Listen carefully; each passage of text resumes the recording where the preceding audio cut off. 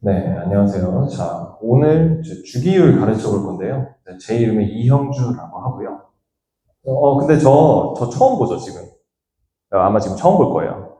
사실 제가 사교육에서 이렇게 있었던 기간이 좀 오래되긴 했는데, 여러분들 앞에 이제 강단에 선 이런 거는 지금 여러분들이 지금 처음이실 거라, 제가 좀 걱정하는 거는, 앞으로 제가 말씀드릴 요 내용들이 여러분들 진짜 도움이 되거든요? 그러니까 진짜 멋진 걸 가져왔는데, 제가 여러분이 저를 처음 보기 때문에 제가 이렇게 말을 해도 여러분들한테 설득력이 없을 수 있잖아요. 그러니까 제가 이렇게 설명을 열심히 했어. 근데 여러분이 저한테 집중 안 하잖아요? 그러면은 이 강의실 나가게 되면은 여러분들이 다 까먹는다? 그리고 과제장을 그냥 펼쳐 봤을 때, 아, 그냥 이런 게 있었구나 하고 그냥 넘어가 버릴 거예요.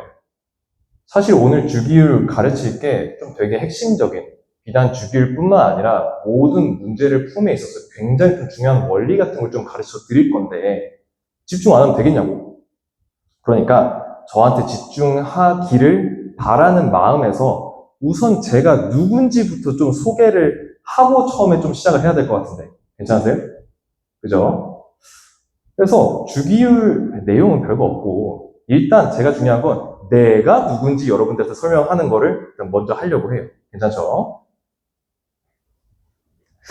그래서 양력을 좀 부끄럽지만 좀 준비를 해봤는데, 양력입니다. 우선은 여러분들 수능 보고 어디 갈라 그래요? 어디?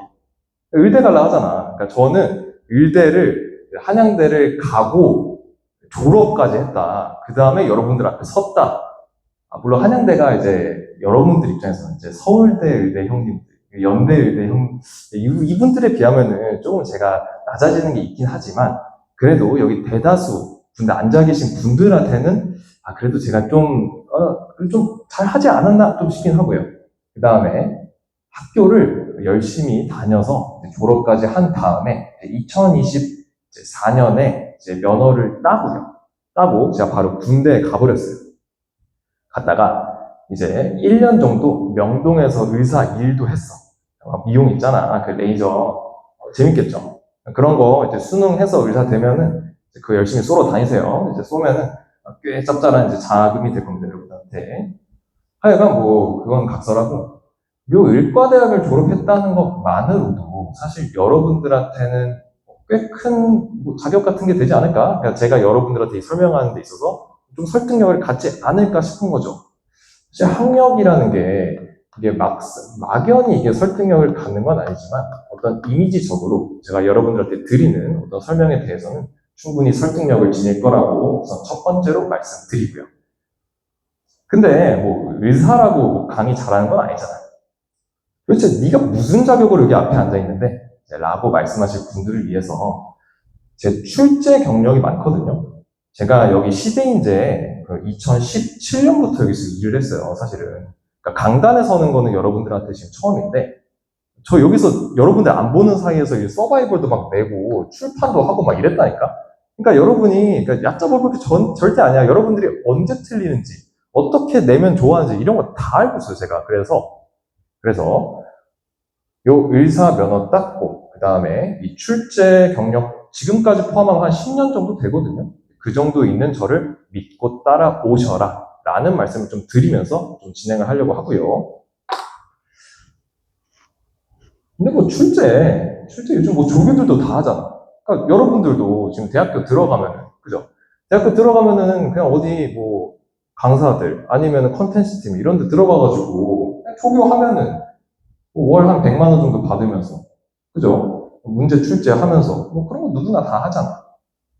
그런 거는 사실 경력이라고 볼 수 없죠. 그러니까 저는 오래되긴 했지만, 이것만으로 좀 부족하지 않을까 하는 거고요. 요 마지막에 말씀드리는 게 사실 오늘의 본론인데요.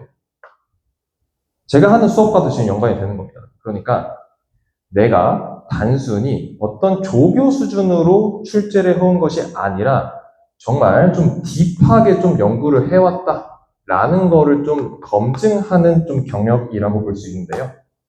저는 챗 GPT가 나오기 이전부터, 그러니까 의과대학교 본과 1학년에 들어가는 순간부터 요 출제하는 걸요 자동으로 하는 거를 굉장히 많이 연구를 해온 사람이에요. 그러니까 AI가 나오기 전부터 저의 이제 의대 동기, 지금도 같이 일하고 있는 요 개발자 분과 함께 계속 출제 머신을 개발하고 있고요. 현재는 이제 각종 팀원들이 모여가지고 지금 현재도 개발을 진행하고 있고요. 제가 여러분들 앞에 여기 강단에 서게 되는 자격을 얻은 이유가 단순히 어떤 조교 수준의 문제를 내서 그냥 그걸 제공해 주겠다. 이런 걸 할 것은 나오지도 않았지. 요 AI 개발을 하려면, 집중해요. 자, AI 개발을 하려면 뭐가 필요한지 조금만 설명을 해 드릴게요. 선생님, 양력이라면서. 그러니까 양력을 하면서 이제 수업 내용이랑 연결이 되는 거라니까. 자, 여러분, 이거 AI 요즘에 여러분 많이 쓰죠? 뭐, 챗GPT도 쓰고, 뭐, 제미나이, 뭐, 클로드, 이런 거 쓰죠? 그죠? 아닌가? 고등학교 3학년이라서 이런 거 잘 안 쓰나? 그냥 책만 보기도 하나? 하여간, 요 AI라는 거를 그냥 여러분 단순히 그냥 어떤 프롬프트에 그런 거 있잖아, 요즘에. 뭐, 그 있잖아. 뭐, 당근이라든가, 뭐, 그 텔레그램, 그런 거에서 어떻게 해서 캡처 따가지고 갖다 그냥 올려. 뭐 비슷한 거 만들어줘. 뭐 좋은 거 만들어줘. 뭐 이 정도로 하면은 걔가 뭐 하겠어요? 지멋대로 막 돌려가지고 비슷한 거 뽑아주겠죠. 그런데 그런 문제들이 과연 여러분들한테 진짜 도움이 되는 문제일까? 라고 하면 저는 X거든요. 다시 돌아가서 저는 일단 10년 정도 지금까지 출제 경력을 가지고 있고 요 AI를 개발하면서 뭘 갖고 있냐? 자, 데이터를 갖고 있는데요. 비단 여러분들의 학습 데이터뿐만이 아니라 그러니까 뒤에서 수집된 여러분들의 선배들이 갖고 있던 서바이벌 성적이라든가 뭐 육구 수능 그런 성적뿐만이 아니라 애초에 출제를 할 때 어떤 방식으로 어떤 알고리즘으로 어떤 프로토콜로 진행을 해야 되는지조차 데이터를 제가 수집을 다 해왔어요. 그리고 그 데이터를 바탕으로 통합과학 문제도 굉장히 치밀하게 각 테마별로 제가 이렇게 진행을 해왔고, 그래서 각 테마별로 AI 문제들을 개발을 했어요. 그 중에는, 선생님, AI 문제 뭐 그거 개판 아닌가요? 그냥 사람이 만든 게 최고 아닌가요? 이런 식으로 물으실 분들도 더러 있겠지만, 단언컨대 아닙니다. 그런 프롬프트를 그냥 이용해서 만든 문제랑 다르게 제가 여러분들한테 AI를 소개하는 이유가 뭐냐? 자, 제가 딥하다고 했죠. 그 다음에 키워드 하나만 제시할게요. 얼이 뭐예요? 모든. 그러니까 딥하면서 모든 사람의 직관으로는 떠올릴 수 없는 조교 수준들로는 떠올릴 수 없는 그 모든 형태까지 여러분들한테 제공을 해주겠다라는 거예요. 그런데 그냥 단순히 프롬프팅만 하면은 AI 자체에 어떤 경향, 뭐 할루시네이션 같은 것들도 있을 거고, 그래서 그냥 랜덤하게 뽑히기 때문에 제가 그냥 아예 데이터 시트 자체를 작성을 해서 여러분들이 겪을 수 있는 모든 형태를 제공해 드릴게요. 그래서 제 양력은 사실 요 의사? 뭐 그럴 수 있지. 여러분도 다 시간 지나면 할 수 있어요. 근데 그 중요한 거 아니고. 자, 두 번째. 출제도 오래 했지. 근데 오래 하는 건요, 그냥 오래 하면 돼요. 여러분들도 뭐 졸업해서 그냥 하면 되는 거고.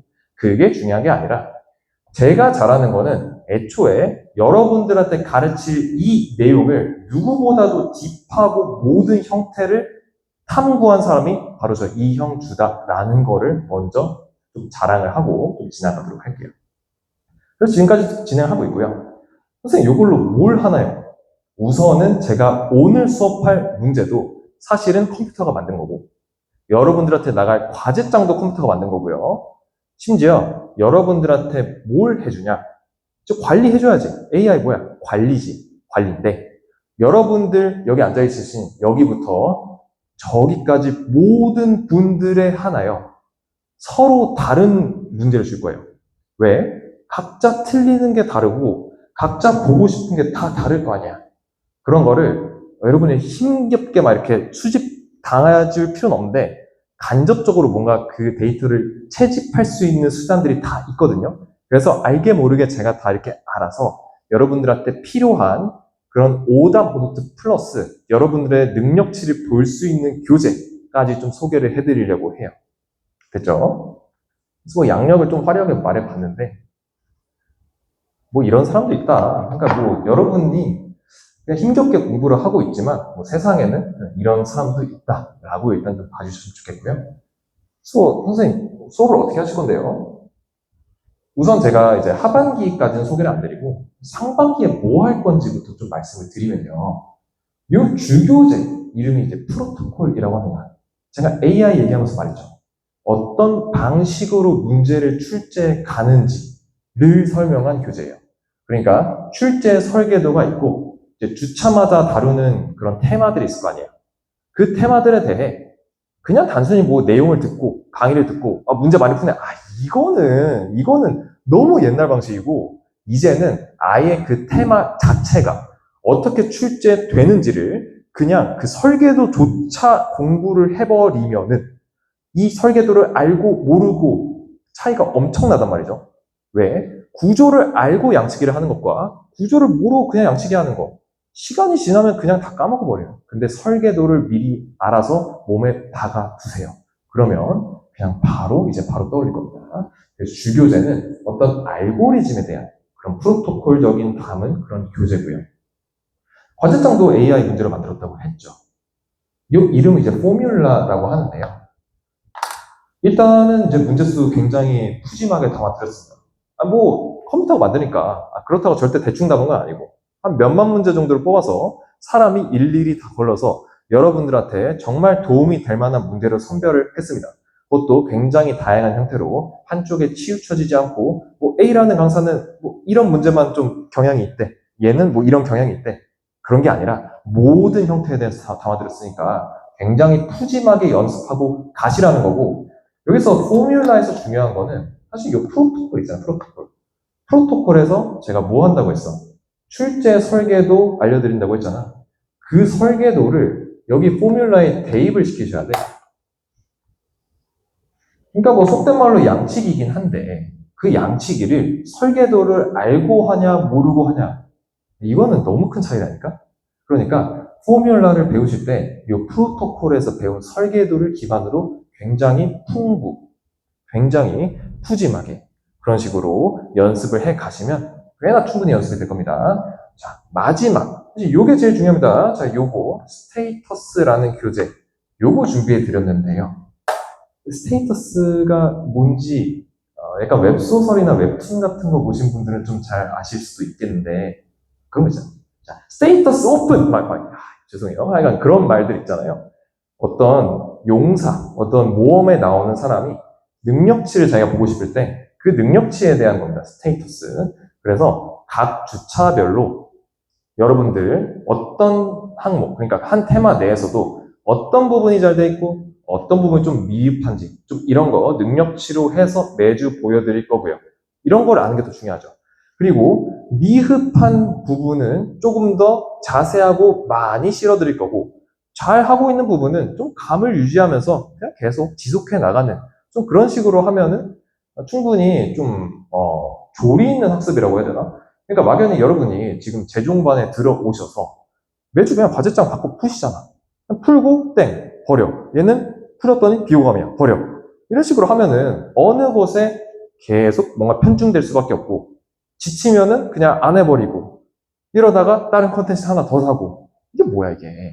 굉장히 낭비가 많은 방식이기 때문에 아예 능력치를 딱 핀포인트해서 빵 쏘는 거죠. 그래서 그 부분만 빵빵 쏘면서 여러분이 딱 부족한 부분만 계속 채워나갈 수 있게 해드릴 테니까 그냥 믿고 따라오시면 됩니다. 알겠죠? 그래서 정리하면은 자 주교재 프로토콜 자 오늘 다룰 교재고요. 오늘 주기율에 대한 출제 설계도를 그 교재에 제공해 드렸어요. 자, 이따 보시고 두 번째 과제장 포뮬라도 나눠드렸는데 오늘 배운 이 프로토콜의 알고리즘 이거를 풍부하게 굉장히 많이 적용해 볼 수 있는 문제 많이 실어드렸고요. 개인 아듀트 스테이터스 이거는 이제 다음 주부터 나가게 되는데 요거 여러분이 뭔가 시험을 봐, 미니 테스트 봐, 서바이벌 봐 다 적용돼서 여기에 실릴 테니까 실리면 어떻게 되겠어? 자, 지금 첫 주죠, 첫 주. 쭉 가서 6평 직전에 넣어. 9평 이후에 넣어. 수능 직전, 마지막 수업 때 스테이터스. 이거 한번 비교해보세요. 옆 친구랑 딱 비교했을 때 같은 문제가 없을걸? 왜냐면 사람마다 다 다르니까. 심지어 같은 문제 주지도 않았어요. 모든 사람 전부 숫자 다른 거 드렸으니까 전혀 이제 복제 문제 이런 거 절대 아니고요. 여러분들 개개인에 맞는 그런 문제로 충분히 즐기다 가시길 바랍니다. 됐죠? 그래서 한 15분 정도 썼는데요. 뭐 이 정도면 충분히 설득이 좀 되려나. 그러니까 좀 수업을 듣고 싶게 만들려고 좀 노력을 했는데 괜찮은 것 같죠? 그래서 자, 이제 좀 본론으로 넘어가 보겠습니다. 선생님 수업하신다면서요? 이게 수업 시작이에요, 이제. 자, 완벽에 가까운 풀이. 자, 완벽하다가 뭐냐? 자, 완벽에 가까운 풀이. 자, 이런 식으로 말씀을 드리고 싶은데, 친구야. 자, 뭔 것 같아? 자, 완벽에 가까운 풀이. 뭔 것 같아요? 다 맞는 거. 너는 어떻게 생각해? 타임 어택. 타임 어택에 유리한 거? 그러니까 빠른 풀이? 그치. 그런 것도 중요하지. 너는 실수 안 하는 거. 그치, 꼼꼼함도 필요하죠. 그러니까 사람마다 이제 완벽이라는 정의가 좀 다르긴 하거든요. 물론 다 중요하죠. 다 챙기셔야 하는데, 제가 이번 수업 하면서 말씀드리고 싶은 거는, 교재 이름이 뭐야, 교재 이름? 프로토콜이잖아, 프로토콜. 문제 설계 자체를 장악하고 있는 게 굉장히 중요하다. 뭔 소리예요? 여러분이 지금 통합과학 첫 해잖아. 시험지를 받았는데 내가 알아 그냥. 그러니까 이 문제가 그냥 애초에 어떻게 나온지를 알아 내가. 처음 보는 게 아니야.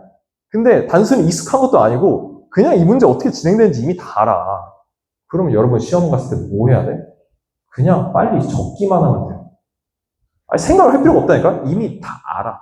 이미 몸에 어떻게 해야 되는지 배어 있어. 그러니까 양치기, 그냥 무작정 양치기 하는 게 아니라 그 구조 자체가, 문제 설계 자체가 어떻게 되어 있는지 여러분 알잖아. 굉장한 무기입니다. 실수를 하고 말고 그런 거 문제 설계를 이미 알았다면 여러분 눈과 손의 문제야, 그다음부터. 머리는 이미 다 있다니까? 그냥 보면 돼. 보고 쓰면 되니까.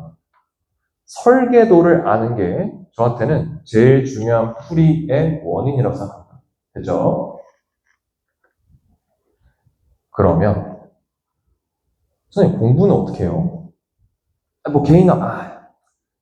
그런 거 개인화 교재 한다고 하잖아? 개인화 교재 저 말고 딴 사람 들어와도 똑같은 소리 또 할 수 있어요. 그러니까 그 AI 시장, 또 얘기하는데, 자, AI 시장이 스캠이 너무 많아가지고, 다 관리해준대. 뭐 다 AI 만들고, 뭐 다 했대. 근데 실상 까보면 아무것도 없다. 그런 얘기 아무나 할 수 있다. 그러니까, 제가 말하는 지금 올바른 학습 방법, 물론 여러분들한테 AI 개인화 다 얘기했죠. 근데 그거 이전에 진짜로 공부 어떻게 해야 되냐고. 지금 통합과학 내용 조금 방대하다는 거 여러분 교재 보고 아셨을 거예요. 왜? 통합과학 1도 있고 2도 있어. 그 다음에 막 1에 코돈도 있어. 2에 막 중화 반응도 있어. 그러니까 뭐 좀 많단 말이야. 그런 거 일일이 내용 보면서 뭐 지금부터 수능 특강 봅니다. 완자 봅니다. 자, 이질하지 마세요. 자, 그런 거 보다가 시간 다 날아가고 다 봤더니 6평이야. 6평에서 개망해. 개망했는데 여러분들 그런 식으로 공부하면은 통합과학만 망하지 않았겠지. 수학도 망했겠지. 국어도 망했을 거예요. 선생님, 그럼 좀 심한 거 아니에요? 아니, 그런 식으로 공부하면 망한다니까? 그러니까 지금 단순히 개념서를 막 보면서 막 암기를 해서 막 그 개념 달달달 외워가지고 막 그런 거 90년대 하던 거예요. 제가 90년대생이거든요. 그러니까 그런 옛날에 하던 짓 하지 말라니까? 분명히 아시죠? 지금 강의를 딱 이제 하면은 보통 여러분들을 막 이해시켜 드리려고 막 할 거거든요. 그러니까 어떤 개념이 있으면은 그 개념에 대해서 이해를 딱 시키고, 뭔 얘기인지 아죠? 막 이해시켜. 개념 강의 막 해. 강의장 나가잖아. 여기 강의실 나가. 하나도 생각 안 난다니까? 그러니까 목적이 지금 뚜렷하지 않아요, 여러분. 내 목적이 뭐야? 문제 맞히는 건데 애초에 네가 맞힐 문제에 대해서 아무것도 모르는 상태로 그냥 개념만 냅다 이해하고 있으면은 뭐가 벌어져? 그러니까 아무것도 못 풀기 때문에 제가 생각하는 올바른 학습 방법에 대해서 먼저 말씀드리면요. 자, 선 암기하시고요. 후 이해를 하신다. 자, 여기까지.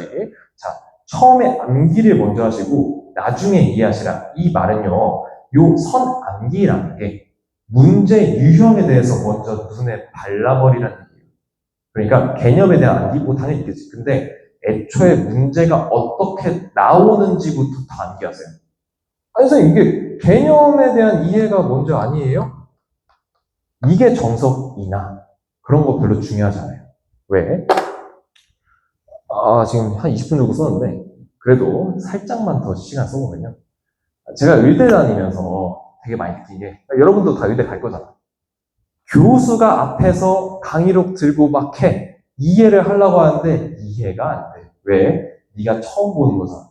근데 심지어, 기출문제 같은 거 보시면은, 그러니까 의대 가서 얘기하는 거예요. 시험장 막상 들어가잖아?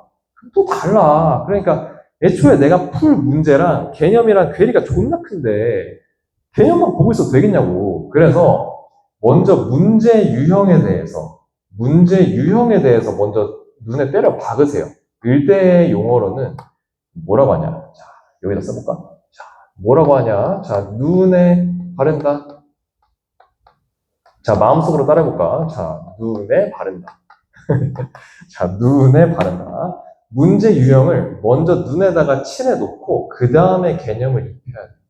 뭐라고? 문제부터 다 보고 그 문제가 어떻게 돌아가는지를 다 추리까지 아신 다음에 내용 몰라, 내용 모르는데 다 아신 다음에 그 다음에 내 개념을 이해하려고 하면 쏙쏙 들어와. 왜? 내 필요를 알았기 때문이야.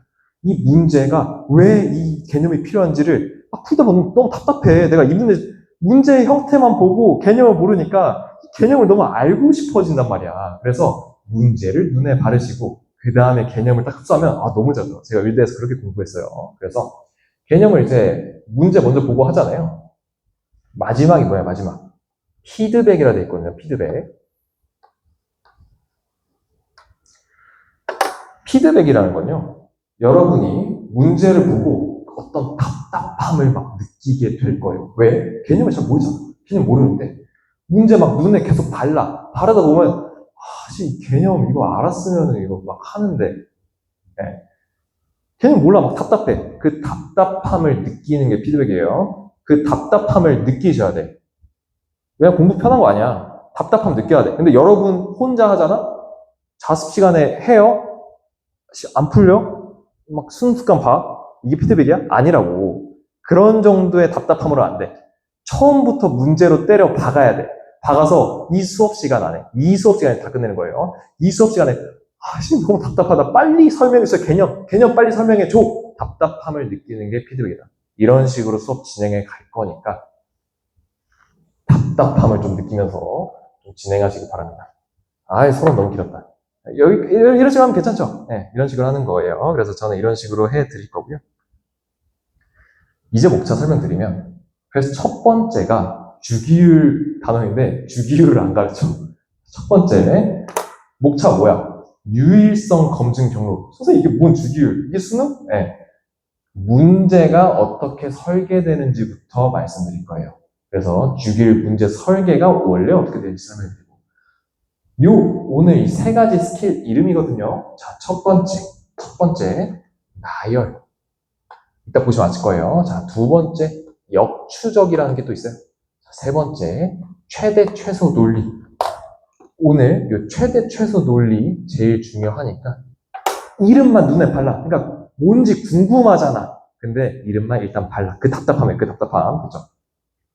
이렇게 여러분들한테 답답함을 드리고 난 다음에서 이제 주기율표를 볼 건데 굉장히 빠르게 넘어갈 겁니다. 왜? 여러분은 이미 답답했기 때문에 쓱 다 흡수하실 거니까.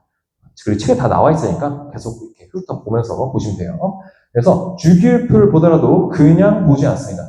주기율표 보더라도 문제에서 실제로 어떻게 출제되는지 값, 상대값, 합차, 비 이런 것까지 다 다뤄드릴 거예요. 자, 마지막에 화학적 성질인데 얘는 그냥 진짜 곁다리거든요. 기억, 니은, 디귿, 선지에 이런 게 내용적으로 나오기 때문에 그냥 강의를 해드리는 거고 그냥 슥 보고 넘어가야 됩니다. 그래서 화학결합에 전기전도성 나오죠. 알칼리 금속 할로젠 살짝만 하고 자 오늘은 자, 요 유일성 검증 경로에서 답답함을 한번 느껴보는 시간을 한번 가져보도록 합시다. 됐죠? 시간 너무 많이 뺐다고 지금 노려봐요, 지금. 자, 그래서 자, 이제 시작하겠습니다. 자, 유일성 검증 경로입니다.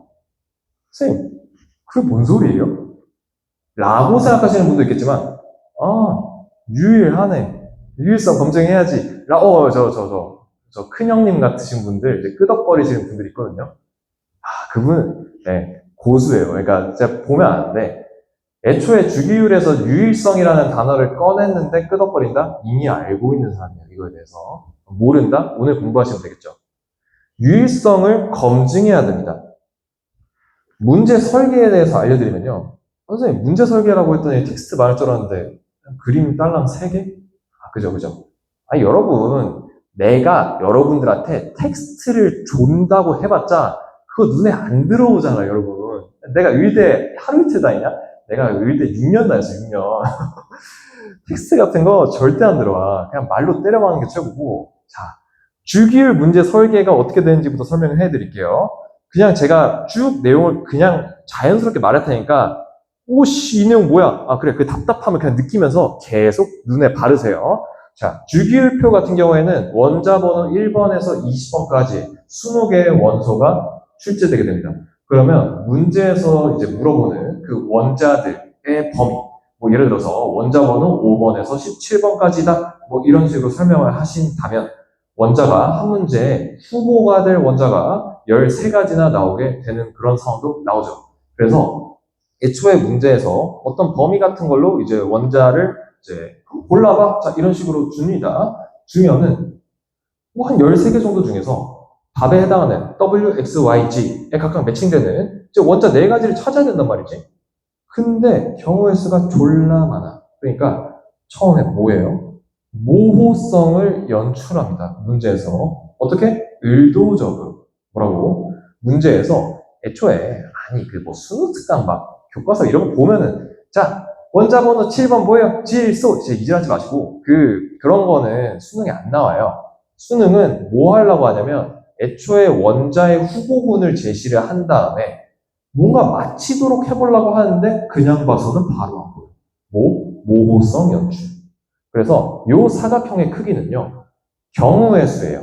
그러니까 네가 감당해내야 될 경우의 수가 처음에는 이만큼 크다라는 거 뭔 얘기인지 아시죠? 그 다음에 화살표 넘어가시면 필터링이라고 돼 있어요. 필터링이 뭐냐? 그러니까 예를 들어서 방금 얘기했던 뭐 5번부터 17번까지의 원소 후보가 있어. 그러면 13가지를 풀으셔야 되잖아. 선생님, 왜 13가지야? 17-5 더하기 1. 이런 거 암산 하셔야죠. 왜? 이런 통합과학 하시면 당연히 계산 잘 하셔야 되는 거 아닌가? 하여간 13가지나 있다, 예를 들어서. 네가 감당해야 할 원소가 13가지가 있는데 특정 조건을 푸셔서 필터를 거쳐 조건을 딱 걸렀더니 한 몇 가지 남아? 처음 조건 거쳤더니 한 4가지 정도? 그 다음에 대형 필터 한 번 더 걸쳤더니 이제 답에 대한 후보가 될 게 한 2가지 정도 남았다. 뭐 이런 식으로 조건들을 통해서 원래 모호했던 형태들을 확 경우의 수를 줄여가는 걸 필터링이라고 합니다.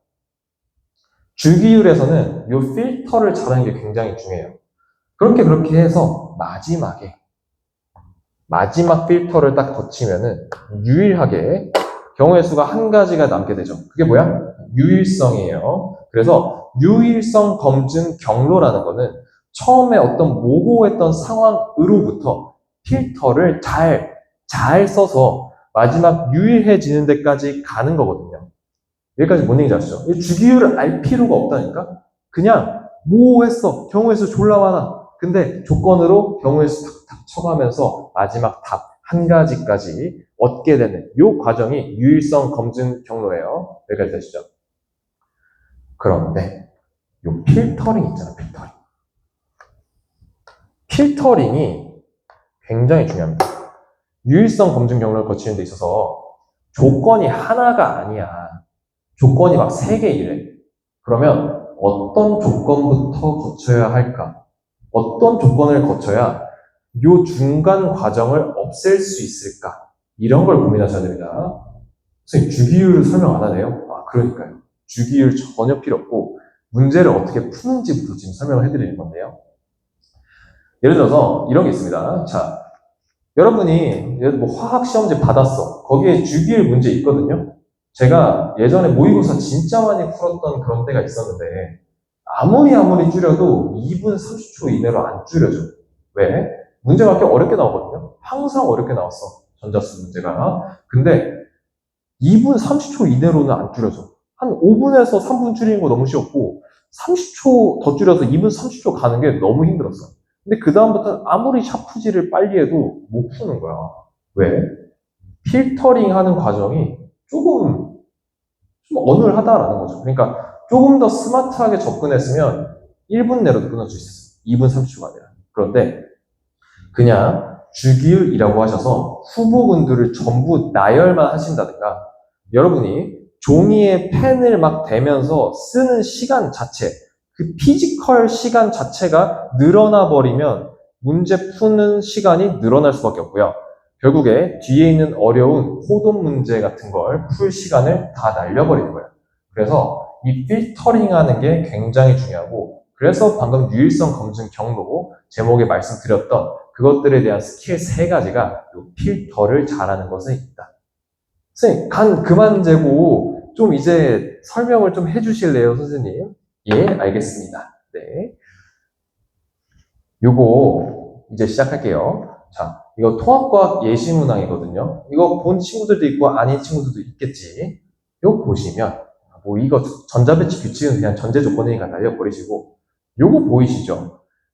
원자과 전자수 나누기 전자가 들어있는 전자 껍질 수 이렇게 나와 있거든요. 산소. 선생님, 산소가 뭐예요? 그러니까 답답하지. 근데 산소. 자, 산소. 자, 산소. 그 다음에 이미의 원소. 그러니까 여러분이 매칭해야 할 문제, X, Y, Z, 요거 찾는 거거든요. 근데 조건에 9A, 6A, 3A, A, 뭐 이런 식으로 나와 있어요. 요거를 푸는 방식이 사람마다 다 다릅니다. 그리고 뭔가 명쾌하게 설명해 주는 데가 없어. 자, 첫 번째. 9대 6대 3대 1, 뭐 이런 식으로 하는 분도 있을 거고, 뭔가 A를 잘 어떻게든 찾아서 하려는 분도 있을 거고, 사람마다 다 다르단 말이지. 안 풀어질 겁니다. 자, 답답했죠? 그 다음, 이거 보시면은, 제가 위에 방금 봤던 문제 쓰여놨거든요. 자, O 이렇게 있고, 자, 아래는 제가 O를 W로 바꿨어, W. 네? O를 W로 바꿨다니까? 근데, 이래도 풀리거든요? 아, 저 뒤에서 웃고 계신 형님도 있다. 자, 뭔 얘기 하는지 알았죠? 위의 문제랑 아래 문제랑 푸는 방식이 아예 다르다는 거를 아시는 분들은 이미 고수시고요. 모르면은 너는 진짜 많이 공부해야 돼요. 단순히 나열, 이거는 2분 30초까지만 줄여주나니까? 그게 아니라 우리는 더. 왜냐면 다른 애들도 수능 직전에는 막 존나 빨리 써. 그럼 2분 30초까지 돼. 근데 그게 아니라 우리는 1분으로 줄여서 그 나머지 1분 30초를 뒤에 마지막 페이지 푸는데 쓴다. 자, 이렇게 생각하시는 거죠. 그래서 위에 거는 요 산소가 공개가 됐고요. 아래 거는 W로 다 막아버렸는데 요 한 끗 차이가 정말 큽니다. 얘랑 푸는 방식이 다르다라는 거 또 설명 안 해드릴 거예요. 너무 답답하다. 자, 다음 한 번만 더 답답합시다. 자, 그 다음에 문제를 출제함에 있어서 요 첫 번째 폼이 있고 요 두 번째 폼이 있거든요. 요게 잘 보시면 얘랑 사실 같은 얘기야. 근데 줄글로 줄 때랑 표로 줄 때랑 여러분이 받는 인상이 좀 다를 거야. 좀 그래. 그래서 요 첫 번째나 두 번째나 똑같다라는 걸 아시고 뭔가 두 번째로 나왔을 때는 다 나열하고 싶은데 뭔가 첫 번째로 줬을 때는 좀 더 머리를 굴려보고 싶지 않나? 좀 그런 인상이 좀 듭니다. 왜? 몇 배이다. 좀 이런 거. 약간 이렇게 점같이 좀 범위가 좁아. 근데 얘는 하나로 다 펼쳤잖아. 그러니까 뭔가 나열하고 싶은 좀 그런 느낌이 드셨을 수도 있습니다. 답답해서 죄송하고요. 자, 이렇게 뭔가 어그로를 계속 끈 이유는 이렇게 답답함을 느낀 다음에 이제 설명드릴 내용이 요거의 답답함에 대해서 해소를 해드린 내용이기 때문에 이제 좀 집중할 거 아니야. 그죠? 집중하세요. 여러분 책을 보시면은 제가 이렇게 표를 실어드렸습니다. 방금 봤던 문제들, 여러분 지금 뭐 원자과 전자순위, 뭐 전자 껍질 순위 이런 거 모를 거 아니야. 근데 일단 모른 상태로라도 문제 논리를 따라오셔야 하기 때문에 문제에, 교재에 이 표를 실어드렸어요. 각 원소에 대한 이 변수 이름, 그거에 대한 값, 이거 실어드렸고, 교재를 좀 더 보시면은 이것뿐만이 아니라 이 변수들을 조합을 해서 합, 차, 비, 뭐 이런 것도 실어드렸으니까 계속 이렇게 넘겨가면서 계속 옆에다 꺼내놓고 수업을 보실 때, 아, 그냥 이런 값이 있구나. 그래서 그냥 이런 논리를 쓰는구나. 그냥 그런 식으로 계속 봐주시면 되겠습니다. 다시 돌아와서 요 문제 위랑 아래랑 푸는 게 다르다고 했어요. 그죠? 어떻게 다른지를 한번 좀 살펴보면요. 요 첫 번째 같은 경우에, 자, 이쪽으로 오세요. 원자 번호가 7번에서 17번까지라고 하시면요. 대부분의 학생은 이렇게 풉니다. 자, 여기다 쓸게요. 자, 질소, 산소, 플루오린, 뭐, 네온. 네온 다음에 뭐야? 자, 나트륨, 마그네슘, 그 다음에 알루미늄.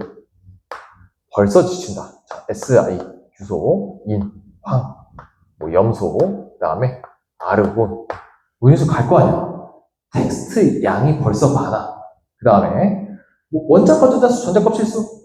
이거 한글로 다 적는, 그러면은 3분 넘어가고요. 어떻게 쓰냐면 나열할 때 원자과 전자수, 그냥 저는 이렇게 해요.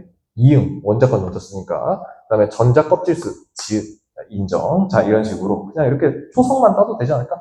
그래서 원자과 전자수 이렇게 하면은 5, 그 다음에 2. 이런 식으로 너무 당연하게 풀 거 아니에요. 보통 교재들에서도 이런 식으로 많이 나옵니다. 자, 네온은 18쪽 원소이기 때문에 원자과 전자수 0. 어우, 너무 답답하다. 왜 0이죠? 막 이런 거 이제 궁금해 하실 거고. 나트륨, 자, 1, 3, 이렇게 하고, 2, 귀찮다. 자, 3, 네. 쓰고, 그 다음에 SI, 4.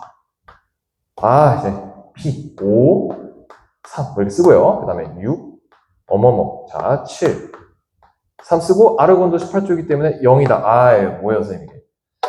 쓴 다음에 비교하는 거지. 산소. 9A. 9A니까.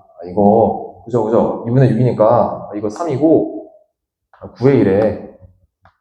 그럼 A가 뭐야? 뭐 3분의 1 했어. 3분의 1 하면 뭐예요? 3분의 1. 이러지 말라고. 그러니까, 이거 쓰는 게 의미가 없잖아. 그러니까, 이럴 거면 수업을 들을 필요도 없고, 자습하면 되는데, 여러분, 텍스트로 보는 게 사실 제일 효율이 높아요. 굳이 여기 앉아있을 필요가 없지. 근데, 굳이 앉아 있었는데도 효과가 있으려면, 그 텍스트 책보다 훨씬 효과가 좋아야 될 거 아니야. 그죠? 그래서, 처음에 나오는 나열 이거 있잖아요. 나열은 거의 안 쓴다. 자, 이런 식으로 일단 선언을 좀 하고 넘어갈게요. 하지만 굉장히 중요하긴 합니다. 필요하면 다 나열하셔야 돼요. 필요하면. 왜냐면 가장 기본적인 거니까 무시하는 게 아니에요. 근데 더 빨리 할 수 있으니까. 자, 두 번째.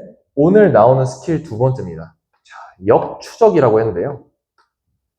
애시당초 나열하지 않고 풀겠습니다. 요 산소 보시면요. 원자과 전자수가 얼마예요? 6이고 전자가 들어있는 전자껍질수 2. 왜 그런지는 이따 설명해 줄게요. 2분의 6은 얼마죠? 3이죠. 3이 9A니까 6A는 얼마예요? 자, 2죠. 1이죠. 3분의 1이죠. 자, 여기까지 했어. 선생님, 뭐가 달라요? 뭐가 달라? 여기서부터 시작입니다. 자, 2 있어, 2. 여기다 쓸게요. 자, 2는요. 1분의 2죠. 1분의 2면서 2분의 4고 3분의 6이죠. 전자 껍질수가 요 원자번호 17번까지는 3개까지이기 때문에 여기까지 써보고 판단하는 거죠. 우선 이 1이면은 1축이기 때문에 원자번호 7에서 17 사이에 해당하지 않기 때문에 아웃이고요. 2분의 4. 2분의 4 얼마지? 전자 껍질수 2에 원자 건전자수 4니까. 얘 탄소구나. 탑! 아니죠. 자, 7번부터니까 아니다 라고 보시고 얘가 답이구나. 그래서 황이구나. 자, 이렇게 바로 아시는 거고요. 동일한 논리로 자 1도 1분의 1 뭐 이런 식으로 하시면요. 2분의 2, 3분의 3까지 하시면 앞에 두 개가 동일한 이유로 얘 수소죠. 얘 베릴륨이죠. 그래서 아웃되기시기 때문에 3분의 3 알루미늄이다 하고 3분의 1은 유일하게 나트륨밖에 없어요. 이런 식으로 푸는 게 역추적입니다. 나열을 해도 되지만 지금 여기 쓰신 게 훨씬 머리에서 빨리 돌아가셨을 거예요. 왜? 막 1분의 2 적으면서 벌써 아닌 거야. 벌써 아니고 3분의 1 끝! 이런 식으로 하는 거예요. 그래서 값이 애초에 나와 있는 경우에는 그 값을 이용해서 값을 다른 값들을 다 딴 다음에 뭘 한다? 스케일을 이용해서 역추적을 합니다. 그러면은 다른 값들이 실제로 무슨 원소인지 바로 알 수 있어요. 얘랑 뭐가 낫냐고. 그러니까 벌써 마음속에서 이제 손을 드는 그런 어디가 나은지 손을 드시는 분들이 있을 겁니다. 그래서 첫 번째 문제에서 본 거는 요 값이 나와 있을 때 역추적을 할 수 있다라는 거고요. 요 역추적은 값이 보이면 바로 할 수 있기 때문에 다른 스킬을 쓰다가도 값이 보이면 바로 역추적 해버리시면 됩니다. 되셨죠? 지울게요. 반면에 얘는 뭐냐? 얘는 W잖아, W. 그러니까 저 뒤에서 있었던 저 고수 형님이 이거 O랑 W 비교했을 때 무슨 이유가 있다니까. 자, W 줬는데 얘는 역추적이 바로 안 돼. 왜? 원소를 몰라. 그러니까 이 구웨이가 애초에 무슨 원소에 대한 구웨이인지 모르는 거지. 그러니까 역추적이 안 돼. 네, 그죠? 역추적이 안 된다는 걸 아셨을 거예요. 그럼 나열해? 나열해도 돼. 이 문제는 꽤 가성비가 좋은 편이거든. 9대1 대 3대1 이런 거 4개 원소 한꺼번에 알아내는 데 있어서는 나열도 꽤 좋다고 사실은 생각합니다. 하지만 한 2분 3초 정도? 그죠? 그거보다 더 빨리 풀려면 어떻게 하냐면 여기 보시면 최대 최소 논리라고 했거든요. 역추적도 너무 당연하게 중요하지만 오늘 다루는 논리에서는 이 최대 최소 논리를 계속 쓸 거예요. 마지막 문제까지 계속 쓸 거예요. 됐죠? 그래서 그게 뭔데요, 선생님? 이거 보시면은 원자 번호 범위가 있고요. 원자에 대한 변수, 원자가 전자수, 전자가 들어있는 전자 껍질 수 이렇게 있어요. 예전에 화학 원시절이면 모르겠지만 통합과학에서 나오는 이 주기율에 대한 변수는요. 굉장히 경향성을 놉니다. 그러니까 뭔가 증가하고 감소하고 막 이런 게 굉장히 일정해요. 근데 옛날에 막 화학 오비탈 이런 거 나올 때는 들쭉날쭉해서 경향이 잘 안 보이거든. 근데 통합과학에 오면서는 경향이 있는 변수들이 많이 나오다 보니까 이런 최대 최소 논리를 적용하기 굉장히 유리해졌다. 그게 뭐냐면요. 일단 원자 번호 7번에서 17번이라고 하시면 여러분은 뭘 쓰셔야 되냐면요. 이쪽에다가 쓸게요. 자, 7번은 질소예요, 질소. 질소에 전자가 들어있는 전자 껍질수 2고요. 원자과 전자수 5란 말이죠. 밉다. 다시 쓸게요. 자, 여기다 쓸까? 여기다 쓰죠. 자, 질소 있으면요. 2분의 5예요. 2분의 5인데 같은 2주기에서 한번 생각을 해보세요. 물론 여러분은 주기율표도 모르기 때문에 생각 못하겠죠. 하지만 2주기에서는 전자 껍질수, 같은 주기에서는 전자 껍질수와 같습니다. 다시 같은 주기에서는 전자가 들어있는 전자 껍질수가 같으시기 때문에 원자과 전자수만 오른쪽으로 갔을 때 증가를 하는 경향을 갖는다. 따라서 계속 증가를 하시게 됩니다. 그 다음에 네온에 왔을 때 원자과 전자수가 0이 되기 때문에 한번 끊기게 되고요. 그 다음에 다시 나트륨 이렇게 시작했을 때 얘가 3분의 1이었거든요. 마찬가지로 같은 주기에서는 전자가 들어있는 전자 껍질수가 같고 오른쪽으로 갈수록 원자과 전자수만 증가를 하시기 때문에 얘도 증가를 하시게 돼요. 그 다음에 마지막에 아르곤 나왔을 때 원자과 전자수가 0이기 때문에 이렇게 됩니다. 옆에 나열한 거랑 아예 달라요. 그냥 내가 필요한 것만 적는 거예요.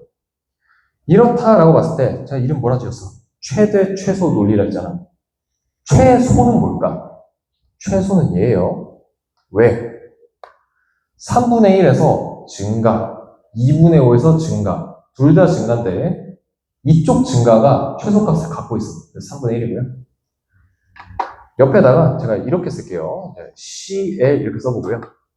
증가해서 어디까지 가는데? 라고 보시면, 자, 증가해서 어디까지 가는데? 라고 보시면, 얘가 3분의 7이거든요. 마찬가지로 옆에도 좀 노란색으로 써보면요. 플루오린 이렇게 쓰죠. 그죠? 그 다음에 얘는 2분의 7이거든요. 그러면 오른쪽으로 가서 얘가 F에서 최대값이야. 3주기에선 CL이 최대값이야. 뭐가 더 크지? 라고 봤을 때 2분의 7이랑 3분의 7이랑 누가 더 크죠? 2분의 7이 큽니다. 그래서 이렇게 되는 거죠. 그래서 플루오린일 때가 최대고요. 나트륨일 때가 최소가 되는 겁니다. 이렇게 놓고 출발하는 거예요. 굉장히 지금 고급 스킬입니다. 자, 최소야, 최소. 얘 보시면 W랑 G가 있어. 9대 1이야, 9대 1. 꽤 간격이 넓은 것 같거든요. 요 A에다 못 때려. 이거 그냥 멍청하게 가도 돼요. A에다 그냥 3분의 1 갖다 박으세요. 박고 생각해. 왜? 선행되는 게 있습니다. 최대랑 최소 이렇게 있죠. 얘 비율 한번 보실래? 2분의 7이랑 3분의 1 이렇게 있어. 크로스 21대 2 정리하면 10.5대 1이거든요. 최대랑 최소의 배수 간격이 10.5대 1이면 9대 1은 꽤 할만한 느낌이 들어. 꽤 가깝거든요. 그래서 최대 최소 논리는 뭐 하냐면 우선 간격, 제일 먼 간격을 보시고 이 배수 관계에서 타겟할 만한 걸 찾은 다음에 안 맞아? 그럼 옆에 살짝씩만 이동해. 그러면 풀려요. 좀 어이가 없어요. 뭔 얘기인지 보여드릴게요. 자, 10.5대 1인 거 알았어. 오케이. 그럼 A가 A 1대 9야. 그럼 최소값을 일단 3분의 1로 가져가. 만약 아니면은 살짝 옮기면 돼. 3분의 1이야. 그럼 A가 얼마죠? A가 9 곱하니까 3이야. 3에 해당하는 거? 있네. 이런 식으로 보시는 거고. 근데 선생님, 다른 것도 있지 않을까요? 이런 식으로 보시면 A가 한 3분의 2일 때로 한번 가실까? 3분의 2. 왜 그 다음에 3분의 2야? 이거 있잖아. 우리는 화살표로 이미 그려놨기 때문에 이 관계를 알 수 있어. 반조 증가하시거든요. 3분의 1 다음에 마그네슘 3분의 2라는 거 아닌데 3분의 2가 2분의 5보다는 너무 작아. 이쪽 2주기의 최소보다는 이미 아주 한참 작으시기 때문에 그 다음을 3분의 2로 잡으셔도 전혀 상관없다. 그럼 3분의 2로 잡으면요. 9A는 얼마죠? 6이 됩니다. 6이 가능할까? 안 되네. 2분의 7보다 한참 크잖아.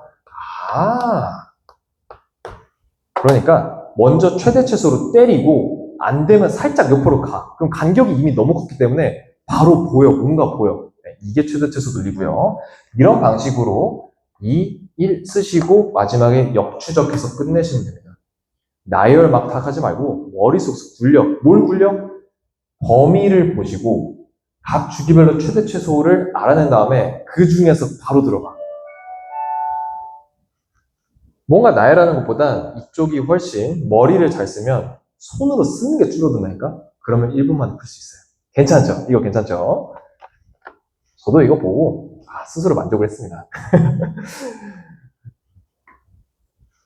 최대최소 논리 이 정도 하면은 사실 오늘 거의 다 배운 거고요. 내용도 안 가르쳤는데 거의 다 배웠대. 근데 문제는 이미 잘 풀 수 있을 거거든요. 하나만 더 하고 갈게요. 제가 이거 변형했는데 이래도 풀려요. 웃긴 게 이래도 풀린다니까? 이거 보시면은 방금 썼던 요 최대최소 논리를 여기서 똑같이 쓰거든요. 어떻게 쓰냐면 얘가 막 배수래.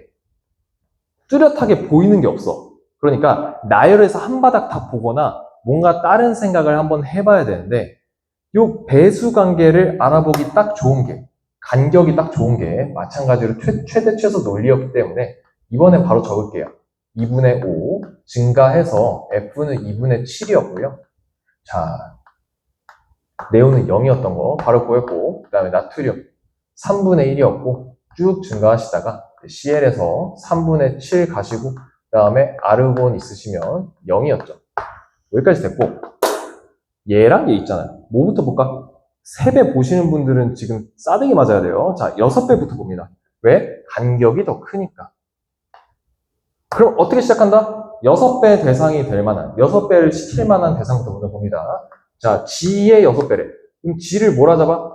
3분의 1이라 잡는 거예요. 그러면은, 아, 그래. 너를 또 3분의 1 잡아. 3분의 1. 그러면 6배잖아, 6배. 6배니까. 자, 2. 아, 뭐, 아까 내가 답으로 봤었어. 오케이. 인데, 그 다음은 어떻게 되냐고, 그 다음에. 얘가 그 다음에 얼마죠? 3분의 2죠? 똑같이 하는 거예요. 최대 최소 논리, 최소를 보고 움직여 본다. 6배 하세요. 그럼 4인데, 아까와 마찬가지로 최대가 이미 2분의 7이었기 때문에 그냥 안 된다를 알 수 있어요. 여기까지는 아까랑 똑같아. 근데 이 문제는 바로 알 수 없고, 이 3배라는 조건 한 번 뭔가 더 하도록 돼 있어. 근데 웃긴 게 뭔지 알아요? 3배면 또 3분의 1에서 막 찍고 싶을 거잖아, 원래는. 그럴 필요가 없다. 왜? 우리는 이 범위를 한번 적었어요. 이 범위를 적었다가 어떤 느낌이냐면요. 자, 여기 있으면 잠깐 보이나요? 그래서 예를 들어서 어떤 그래프가 있다 쳤을 때 그래프가 막 이런 식으로 증가를 한대. 그러면 여러분이 아까 제가 AI 개발해서 지금 이런 식으로밖에 비교를 들어줄 수가 없는데 뭐 엑셀 시트 같은 게 있거든요. 그럼 거기 안에 값이 막 무수하게 너무 많아. 그럼 그게 실제로 뭐 유효한지를 일일이 따져야 돼. 근데 눈으로 보고 찾는 거는 욕하면 안 되나? 멍청이들이나 하시는 짓이기 때문에 그런 게 아니라 만약에 이 그래프 같은 걸로 나타낼 수 있다면 만약에 이게 1차함수 같이 단조 증가하는 형태라면 특정한 y 값을 갖는 x 값이 오로지 이 하나로 유일하다라는 걸 바로 알아챌 수 있습니다. 비슷한 원리로 이 위에서 적은 이 범위, 얘에서 이렇게 증가한다, 일정하게 증가만 한다라는 게 어떤 값이 유일하다는 거를 오히려 증명하는 셈이 돼요. 그래서 요 y, w가 y의 3배일 때 요거를 볼 때는요. 이제는 3분의 1부터 볼 필요가 없는 거예요. 네. 3분의 1은 이미 나왔고 얘는 유일하시기 때문에 그럼 뭐부터 봐? y의 3분의 2부터 들어가십니다. y의 3분의 2부터 들어가시고요. 왜? 3분의 1 다음에 그 다음에 큰 게 3분의 2였으니까 그 다음에 가는 거지. 3배 해봐요. 2 2인데 또 2가 나올 수 있나? 이런 거죠. 단조 증가하시는데 여기서는 2가 한 번 나올 수 있어. 한 번 나오고 유일할 거야. 2주기에서 2가 나올 수 있냐? 안 돼. 왜? 2분의 5부터 시작하기 때문에. 2는 여 왼쪽에 있어. 그래서 2분의 5부터 시작하기 때문에 유일성에 따라서 2가 안 된다는 사실을 알게 돼요. 그럼 그 다음에 뭐 해야 돼? 3분의 2 다음에. 얘는 이미 한참 커. 3분의 2 다음에 3분의 3. 1이죠. 그래서 1로 가시는 겁니다. 1 가시고 3의 2니까 3. 이거는 답인 거 우리 아까 봤어. 선생님, 근데 이걸로 끝나는 게 아니잖아. 유일함을 알아야 되잖아. 유일성 검증하셔야 되잖아. 1 다음에 뭐야? 그러니까 나열했으면 일일이 찾아야 되는데 그럴 필요가 없다니까. 1 다음에 3분의 4죠. 3분의 4인데 3배하면 4입니다. 4는 2분의 7보다 이미 컸어. 아웃 해서 이렇게 하는 거예요. 그러니까 이 범위를 적는다는 것 자체가 나열보다 한 수 위인 게 왜? 우리는 이 그래프가 어떻게 되는지를 알아. 이 경향을 알아버렸기 때문에 유일함을 암으로써 내 이 풀이 과정이 유일하다라고 그냥 싹싹 지어가면서 따라락 하고 그냥 끝나는 거예요. 나열하면은 이거를 눈으로 보고 찾아야 되는데 지금은 변수가 이거 하나지 어려운 문제 나오면 변수가 막 3개씩 나오거든요. 이거 나열하는데 이미 2분 걸려요. 그 다음에 눈으로 막 봐.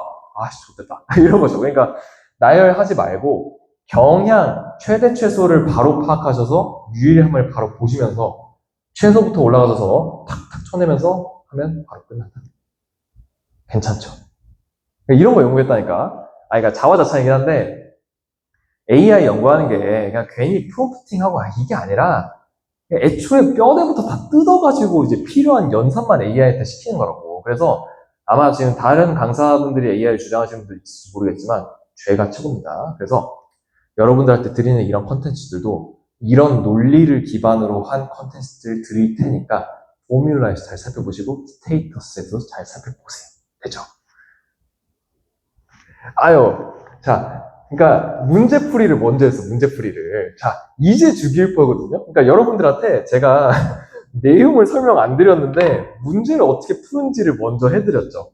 여러분들에 있어서 답답함이 뭐였어요? 문제가 풀려가는 과정이었어요? 절대 아니죠. 여러분들한테 이 값에 대한 암기만 돼 있었다면 문제가 어떻게 풀리는지는 지금 너무 명확해졌습니다. 왜? 나열 아웃, 역추론 오케이, 최대 최소 논리 이걸로 다 씹어 먹었다는 거를 지금 확 체감했잖아. 그러니까 이제 내용만 덧붙이면 돼. 여러분의 답답함은 내용이야. 그러니까 내용을 이해하러 가봅시다. 주기율표입니다. 자, 여기 띄워드리는 게 주기율표고요. 뭐 사주기는 없어요. 얘 교과서 그림인데. 이 전자가 표시돼 있어, 전자가.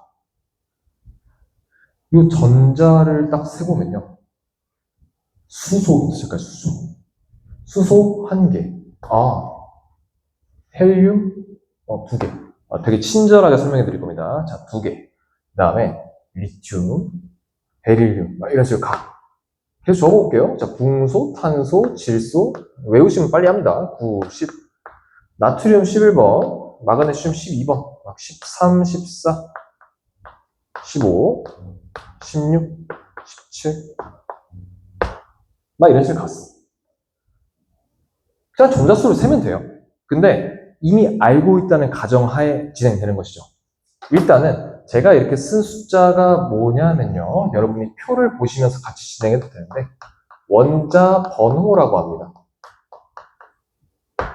원자 번호. 그러니까 이 주기율표에 찍혀있는 원자들이 몇 번 원소인지를 나타내는 거고 방금 문제에서 봤던 원자 번호 7번에서 17번이다 라고 했을 때 그 원자 번호예요. 문제를 보고 보니까 내가 필요한 게 뭔지 알겠지? 원자 번호는요, 뭐랑 같다? 막 전자수 얘기했잖아, 전자수. 전자수랑 같으시고요. 원자는 전기적으로 중성이다. 양성자랑 전자랑 전기적으로 중성이시기 때문에 양성자수랑도 같습니다. 그렇게 놓고 보니까 제가 여러분들한테 드린 교재에 있는 그 표에 대한 변수 한 줄이 해결이 된 거예요. 원자 번호, 양성자수, 전자수. 이거 바로 이렇게 표시한 게 이제 동일한 어차피 변수라는 얘기거든요. 그래서 그냥 전자를 다 셌더니 이렇게 나온다. 얘기가 됐죠. 그 다음에 보시면 주기라고 있습니다. 주기. 이렇게 주기. 주기가 있고 여러분이 그 표를 보시면은 전자가 들어있는 전자 껍질수 막 이런 거 있을 거예요. 그게 뭐죠? 보시면은 저 수소 있죠, 수소. 수소가 이게 그 원이 뭔가 하나 있는데 여기 하나 뭐 박혀 있어. 헬륨도 뭐가 이렇게 박혀 있는데 얘는 뭐가 2개 박혀 있네. 근데 요 원이 전자 껍질이다. 전자 껍질이 뭐냐면요. 원자핵 주변에 전자가 궤도를 도는 어떤 그 회로라고 보시면 돼요. 물론 이거 굉장히 콩글리시입니다. 이런 개념은 없고요, 사실은.